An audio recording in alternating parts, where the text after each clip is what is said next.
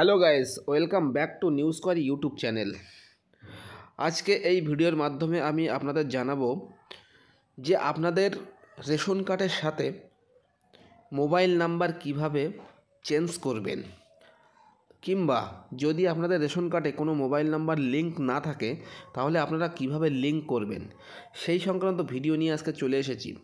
এবং এটি কিন্তু অত্যন্ত গুরুত্বপূর্ণ ভিডিও, তার কারণ একাধিক মানুষ কিন্তু এখন রেশন কার্ড নিয়ে খুবই সমস্যায় আছেন। তো চলুন দেখে নেওয়া যাক কীভাবে আপনারা রেশন কার্ডের সাথে মোবাইল নাম্বার অ্যাটাচ করবেন, বা যে মোবাইল নাম্বার ছিল কোনো কারণে সে মোবাইল নাম্বার এখন আর নেই, কীভাবে সেই মোবাইল নাম্বার আপনি আপডেট করবেন বা পরিবর্তন করবেন রেশন কার্ডের সাথে। তো আর দেরি না করে ভিডিওটি শুরু করি। তো ভিডিওটি শুরু করার আগে আমার চ্যানেলে নতুন দর্শক হয়ে থাকলে চ্যানেলটি অবশ্যই সাবস্ক্রাইব করবেন এবং পাশে থাকা বেল আইকনটি ক্লিক করে অল নোটিফিকেশানটি অন করে রাখবেন এরকম গুরুত্বপূর্ণ ভিডিও সবার আগে আপডেট পাওয়ার জন্য। তাছাড়াও আপনারা যদি নিজেরা না করতে পারেন তাহলে আমি ডেসক্রিপশানের নিচে আমার মোবাইল নাম্বার দিয়ে দেবো, আপনারা সেখান থেকে কিন্তু আমার সাথে যোগাযোগ করতে পারেন। খুব সামান্য চার্জ নিয়ে কিন্তু আমি আপনাদের কাজটা করে দেব। আর পশ্চিমবঙ্গ সরকারের খাদ্য দপ্তরের মূল ওয়েবসাইটটি আমি এই ভিডিও ডেসক্রিপশানের নিচে দিয়ে রাখবো, আপনারা সেখান থেকে কিন্তু ডাইরেক্ট কীভাবে লিঙ্কের যে পেজ সেই পেজে কিন্তু আপনারা চলে আসতে পারবেন। তো চলুন শুরু করা যাক। সবার প্রথমে আপনারা পশ্চিমবঙ্গ সরকারের যে খাদ্য দপ্তরের অফিসিয়াল ওয়েবসাইট, সেই অফিসিয়াল ওয়েবসাইট আপনারা চলে আসবেন, অর্থাৎ www.food.wb.gov.in। এই ওয়েবসাইটে আপনারা চলে আসবেন। আসার পরে নিচের দিকে স্ক্রল করবেন, স্ক্রল করলে একটি অপশান কিন্তু আপনারা খুঁজে পাবেন, সেটি হলো link ration card with mobile. তো এই অপশানে আপনারা কিন্তু ক্লিক করবেন। তো ক্লিক করলে কিন্তু আপনাদের সামনে একটি নতুন পেজ ওপেন হবে। এখানে আপনারা আপনাদের যে রেশন কার্ড নাম্বারটি আছে, অর্থাৎ কারোর RKSY 2 সেটা কিন্তু লিখবেন না, RKSY 2-র পরে যে নাম্বারটি আছে সেই নাম্বারটি লিখবেন। কারোর RKSY 1 একটা নাম্বার আছে সেই নাম্বারটি লিখবেন, কারোর SPHH, কারোর PHH, কারোর AAY। তো এই যে AAY, SPHH, PHH এগুলো লিখবেন না, জাস্ট নাম্বারগুলো লিখবেন। লিখে কিন্তু সার্চ অপশানে ক্লিক করবেন। তো আমি চলুন অন স্ক্রিনে দেখিয়ে দিই। অন স্ক্রিনে দেখতে পাচ্ছেন আমি কিন্তু একটি রেশন কার্ড নাম্বার এখানে ইনপুট করেছি এবং সার্চ অপশানে ক্লিক করছি। সার্চ অপশানে ক্লিক করার সঙ্গে সঙ্গে দেখতে পাচ্ছেন একটি ডেটাবেস কিন্তু আমার সামনে শো হয়েছে, এবং যার এই রেশন কার্ডটি তিনি কিন্তু অবশ্যই মহিলা, এবং তার হেড অফ দ্য ফ্যামিলির নাম দেখতে পাচ্ছেন, এবং তার আধার কার্ড নাম্বারটি কিন্তু এখানে দেখতে পাচ্ছেন লিঙ্ক করা আছে, কিন্তু মোবাইল নাম্বারের জায়গায় কিন্তু ফাঁকা আছে, অর্থাৎ মোবাইল নাম্বারটা কিন্তু লিঙ্ক করা নেই। তো এই ব্যক্তির মোবাইল নাম্বার লিঙ্ক করব। তো কিভাবে করব?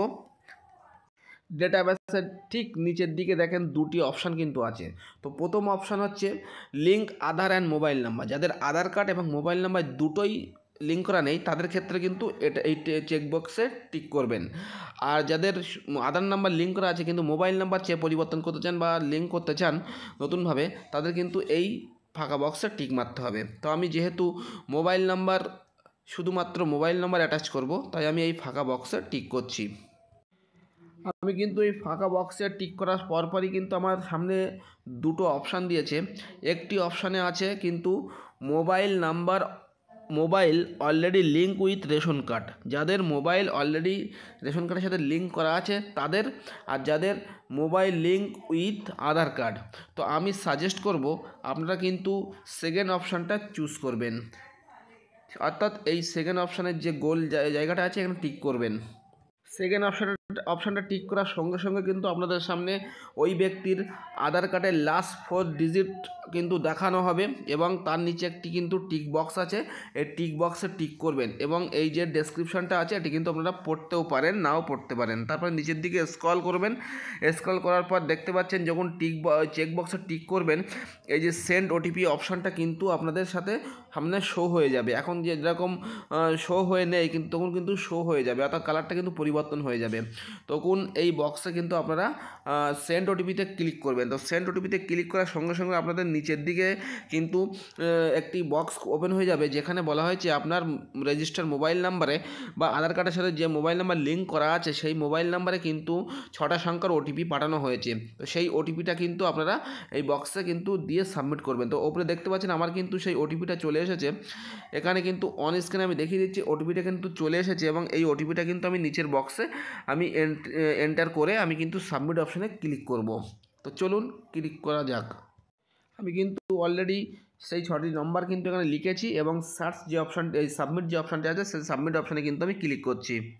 তারপরে আপনাদের সামনে কিছুক্ষণ একটু প্রসেসিং হবে, হওয়ার পরে যে ব্যক্তির আধার কার্ড সেই ব্যক্তির কিন্তু এখানে ছবি দেখানো হবে, তার নাম সহ তার গার্জিয়ান নেম এবং তার ডিস্ট্রিক্ট, তার জন্ম তারিখ, তার পিনকোড সমস্ত কিছু দেখানো হবে।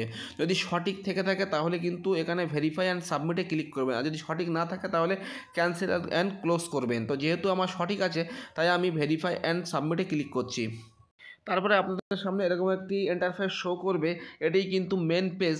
তো এখানে যাদের মোবাইল নাম্বার হারিয়ে গেছে, নতুন মোবাইল নাম্বার অ্যাটাচ করতে চান, বা মোবাইল নাম্বার মোটেও লিঙ্ক করা নেই রেশন কার্ডের সাথে, আপনারা লিঙ্ক করতে চান, সেক্ষেত্রে তাদের কিন্তু এটাই সবথেকে গুরুত্বপূর্ণ মানে জায়গা আর কি।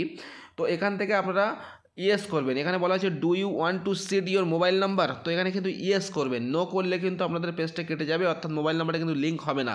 তো এখানে সবসময় ইয়েস করবেন।